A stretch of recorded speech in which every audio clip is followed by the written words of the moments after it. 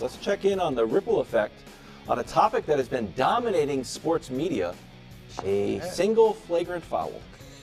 Kennedy Carter on Caitlin Clark this weekend with some applause from Angel Reese from the bench that people didn't like.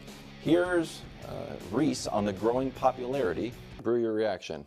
Well, when I first heard about this quote, I just heard it to the level of Me Too. Yep. Right? And that's when it seemed like, wow, she's belittling the other rookies and the other great players in the league. But when you look at the whole comment, I have no problem with what she said, okay? Now, but the Caitlin Clark is the overwhelming majority of why people are watching women's basketball. Is that fair? Is that right? Whatever. That's the fact. All right, that LSU game she's talking about against Iowa, Caitlin Clark was drawing bigger numbers against South Carolina and UConn too. So you can't just say it's just that one game. All right, so Caitlin Clark is the driving force, and it does seem like there's some resentment, some jealousy, which is sports.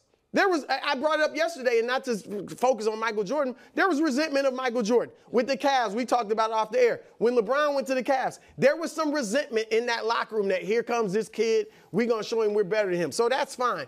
But Caitlin Clark is the main reason people are tuning in to the WNBA. And so that's number one. Now, there's been brought up race. Is it because she's white? I don't doubt there are some people in this country that are watching her and cheering her on because she is white. All right? But Diana Taurasi was white. Breanna Stewart is white. Sue Bird is white. Sabrina Ionesco is white. All right? And they didn't get what she's gotten.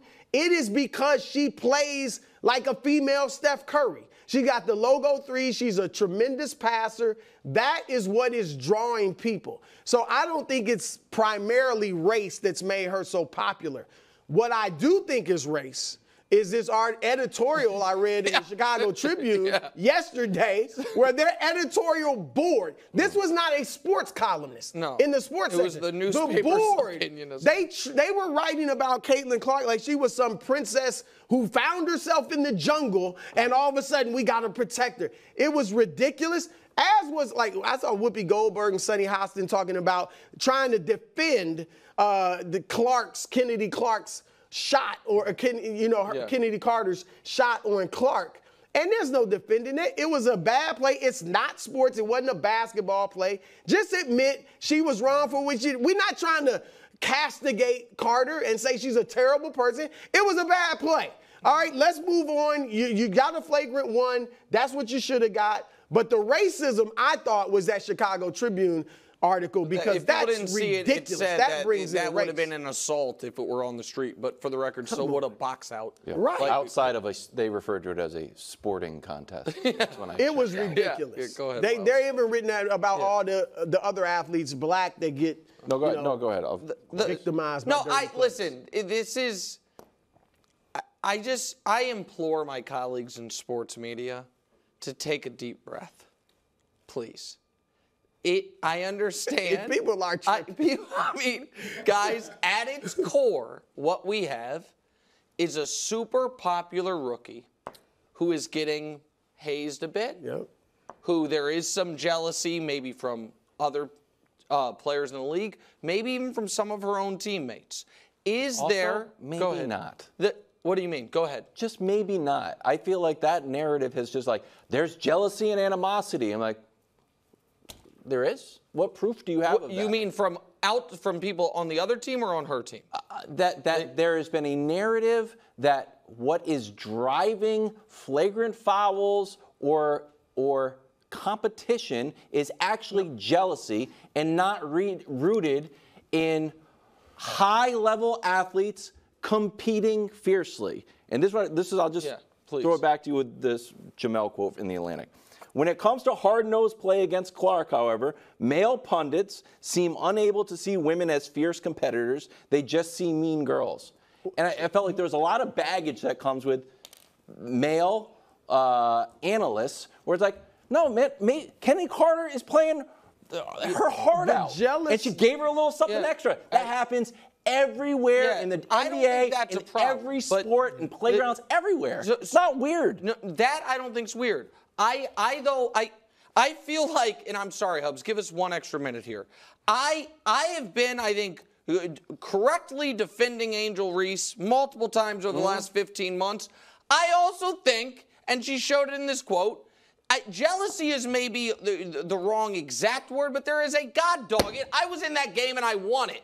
And that's the game that blew everything up. And then I dealt for a year where me and and this is where race comes into it, majority black team were painted as villains and dirty debutantes, and her majority white team were treated like they were the champions, but we won the game. And then there's to the White Right, and then there was you have a $20 million shoe deal, Asia Wilson didn't have a $20 million shoe deal, she's been the best player, 2-time defending champ.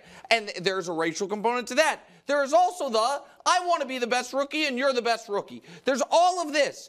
And people, I think, are afraid to have the real conversation, where I agree with Jamel, is because we're all somewhat Johnny-come-latelys to the WNBA, and because race is a complicated topic, people can't talk about the real sports of it, which is these are rivals. Yes. And there's going to be, this was not an assault. It was a hard foul, and it was a non-basketball foul. It was a dirty play. A dirty play. One. And yeah, it was not a flagrant two. Exactly right. No, I'm not saying it's the worst thing in the world, but it was a dirty play, and that happens in men's and women's sports. But people are panicking. The jealousy stuff, though, that narrative came before she was even playing in the WNBA.